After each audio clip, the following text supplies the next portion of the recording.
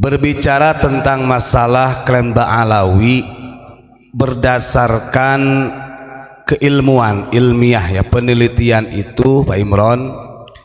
Kalau ditanya sejak kapan sih klan Ba'alawi atau Alawi bin Ubaidillah bin Ahmad bin Isa al-Muhajir itu dicangkokkan kepada zuriyah Rasul, sebenarnya ini lagi-lagi adalah ulahnya Habib Ali As-Sakron. Karena orang yang pertama kali mencangkokkan Alawi bin Ubaidillah bin Ahmad itu adalah Ali As-Sakron. Dia adalah orang Yaman, Pak Imron. Dari beberapa sejarah yang pernah kita tahu bahwa yang berafiliasi pada saat ini Pak, makanya sampai dini hari kenapa dari orang-orang yang katanya disebut pembenci sebenarnya nggak membenci, pengen membuktikan kalau memang betul itu adalah dzurriyyah Rasul, buktikan secara datanya, harus terverifikasi atau tes DNA kan gitu. Bahkan ada salah satu yang diutus dari Abi Pak, dari Abi itu adalah lembaga Ahlul Bait Indonesia. Sebenarnya ada yang lebih halus lagi selain Rabitatul Alawiyah, Rabitah Alawiyah, yaitu adalah lembaga Abi di Indonesia Pak. Tadi kan sudah ya, orang yang pertama kali mencangkokkan Habib Ali As-Sakron. Abi ini kepanjangan dari Ahlul Bait Indonesia, dan mereka juga Ba'alawi. Cuman ada bedanya, kalau Rabithah Alawiyah seakan-akan bertentangan dengan Syiah. Kalau Abi, organisasi Ahlul Bait Indonesia, mereka secara terang-terangan di Nusantara bahwa mereka akidahnya Syiah. Dan itu Pak, setelah saya lihat dari beberapa video dan saya lihat dari sejarah-sejarahnya, ternyata sama, klannya juga Ba'alawi, marganya sama, cuman bedanya dalam stylenya. Kalau dari lembaga Abi, contoh ketua umumnya Ahlul Bait Indonesia, nama siapa? Kiai Haji Hasan Basari Yahya atau apa gitu, bin Yahya. Jadi mereka lebih menggunakan kalimat Kiai Haji, Ustadz. Jadi kalimat awalnya Habib itu dibuang. Ini sebenarnya untuk apa namanya, bukan menipu. Nah, kamuflase supaya mereka seakan-akan tidak disamakan dengan Rabithah Alawiyah. Nah, tapi sebenarnya sama ya. Bahkan dari beberapa pendirinya Abi sendiri itu adalah Habib. Cuman mereka menisahkan dengan Ustadz, Kiai Haji, bahkan dengan cara pecinya juga Pak. Pakaiannya mereka kalau dari Abi Ahlul Bait Indonesia itu pakaiannya Pak nggak seperti Rabithah Alawiyah. Tidak menggunakan imamah, tidak menggunakan apa namanya gamis, yang menggunakan kayak kita Pak, sarung peci hitam. Dan itu bisa dicek di YouTube, ada namanya channel Abi Ahlul Bait Indonesia gitu. Terus apa lagi Pak Imron? Itu kan bagian daripada golongan yang rasis atau bahasanya itu asobiyah Pak. Asobiyah ini membela kepanatikan. Jadi udah jelas-jelas istilahnya orang yang benar saja, kalau kita andai kata benar kemudian menuntut orang lain harus percaya kepada kita, itu udah gak boleh. Apalagi kalau sampai mengancam dan sebagainya. Makanya kan benar kata Pak Mujib, kapan hari sering mengatakan pokoknya alaihim laknatullah, ya benar, jahannam laknatullah, karena itu kalimatnya kalau kembali lagi kepada hadis Nabi. Kalau sampai man kadzaba alayya, jadi melakukan kebohongan secara publik mengatasnamakan aku, kata Kanjeng Nabi, falyatabawa maq'adahu finnar, itu jelas.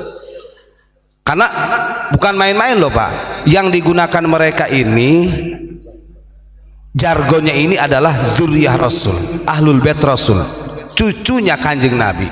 Kalau kita lihat di dalam kitab Tafsirul Bayan yang pernah saya baca itu, Zainal Abidin saja dia itu cicitnya asli, ya, langsung.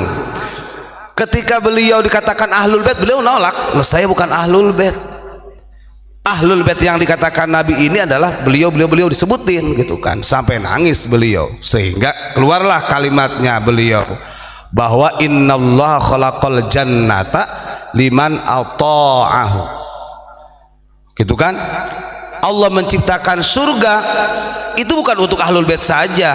Ini penegasan sebenarnya dari Al-Imam Ali Zainal Abidin. Bukan, andai kata bukan untuk dzurriyyah Nabi tok, tapi bagi liman ata'ahu, bagi siapa saja yang taat kepada Allah, wa in kana abdan habasyian, walaupun dia seorang budak, walaupun bukan dzurriyyah Nabi. Nah gitu. Sebaliknya kata Imam Ali Zainal Abidin, innallaha khalaqan nar liman asahu wa in kana mulkan qurasyian. Sesungguhnya Allah menciptakan neraka itu bagi siapa saja, sekalipun itu dzurriyyahnya Rasul. Kalau dia bermaksiat, berlaku dosa kepada Allah, ya tetap neraka, wa in kana mulkan qurasyian. Nah makanya ya sejarah sebelum udah banyak contoh. Nabi Nuh sendiri punya anak yang namanya Kan'an, gak bisa beliau menyelamatkan Kan'an, kan begitu. Itu Pak Imran. Monggo Pak Kholis. Yang ketiga, karena ini masalahnya sangat fundamental. Kalau negara atau suatu daerah itu harus Islam secara kafah, ini sebenarnya kita bertolak belakang dengan sunnah Rasul. Kok kenapa bertolak belakang dengan sunnah Rasul? Udah jelas kok, Kanjeng Nabi Muhammad itu hijrah ke Madinah, dan Nabi Muhammad dulu itu namanya Madinahnya Yasrib. Kita tahu Yasrib itu banyak agamanya, sukunya macam-macam, rasnya macam-macam kan gitu. Tradisinya juga beda-beda. Dan Kanjeng Nabi itu, ini yang harus disadari ya, tidak pernah artinya menafikan agama-agama yang lain, bahkan memaksa mereka, orang Yahudi yang ada di Madinah, orang Nasrani dan lain sebagainya, memaksa secara paksa untuk masuk ke agamanya. Tidak. Makanya sebenarnya terbentuklah yang namanya Syahadah Madinah. Nah Syahadah Madinah itu lebih gampang kita pahaminya, itu adalah ada 3 hasil perjuangan baginda Rasul, dan itu harus kita contoh. 1, ukhuwatul insaniyah, Kanjeng Nabi mampu menyatukan seluruh manusia biikhtilafatiha, dengan segala perbedaannya. Yang kedua, ukhuwatut diniyah, menyatukan seluruh agama dengan segala perbedaannya. Dan yang ketiga, ukhuwatul wataniyah. Nah ini bentuk.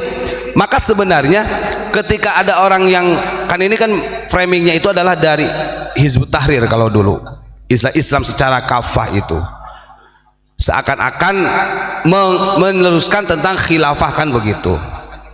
Nah ini kadang-kadang kita nggak sadar, di dalam khilafah sendiri itu tidak ada sebenarnya. Kalau khilafah yang benar ya bukan khilafah Hizbut Tahrir, maksudnya dalam kepemimpinan dulu, dari mulai zaman dinasti dan lain sebagainya. Artinya kita tetap rukun guyub dengan agama-agama yang lain, dan kita tidak akan pernah memaksa, karena la ikraha fiddin, jelas itu Al-Qur'annya. Di dalam agama itu tidak ada paksaan. Nah kalau sampai ada orang yang wah harus Islam secara kafah, kalau begitu dia menyalahi aturan Allah dong. Wong yang punya kehendak memberikan keimanan ataupun tidaknya orang tersebut itu adalah Allah. Wong Nabi Muhammad saja sampai dalam sacasin innama tungdziru manittaba'a dzikra wa khasyar rahmana bil ghaib. Udah jelas. Itu yang pertama, itu Pak Kholis.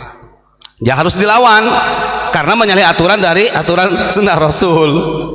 Gitu. Mau tambahin dulu Pak Imran, monggo. Nah, dengan keterangan kafah tadi sebenarnya yang lebih diperinci di rukun iman. Di rukun iman salah satunya kita harus percaya terhadap kitab-kitab Allah. Ada Injil, ada Taurat, ada Zabur. Kalau Injil miliknya Nasrani, Artinya kita sebagai umat Islam percaya adanya Injil berikut dengan agama Nasrani, dan di sana tidak dianjurkan untuk memusuhi selama mereka tidak memusuhi kita, kan gitu.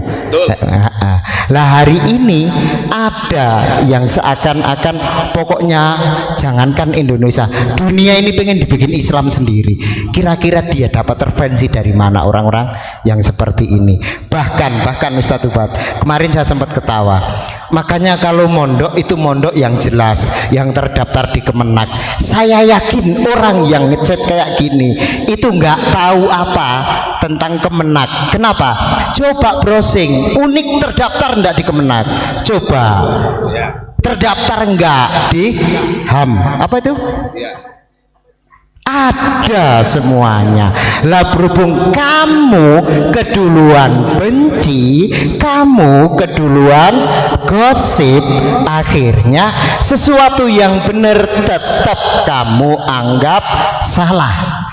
Seperti tadi masih ada yang komen, ini channel yang percaya channel ini termasuk orang-orang bodoh, orang-orang bego. Termasuk yang nulis bego juga. Kenapa? Masuk ya? Kenapa masuk? Iya, kenapa masuk? Channelnya orang bego, dia setiap hari aktif, kan bego. Artinya dia menunjukkan jati dirinya, betapa bodohnya sehingga mau diperalat orang lain untuk diadu domba dengan saudaranya sendiri. Makanya Ustadz Ubat sering nyampaikan, kita itu tidak pernah membenci para muhibbin. Urusan kita bukan terhadap muhibbin. Berapa kali?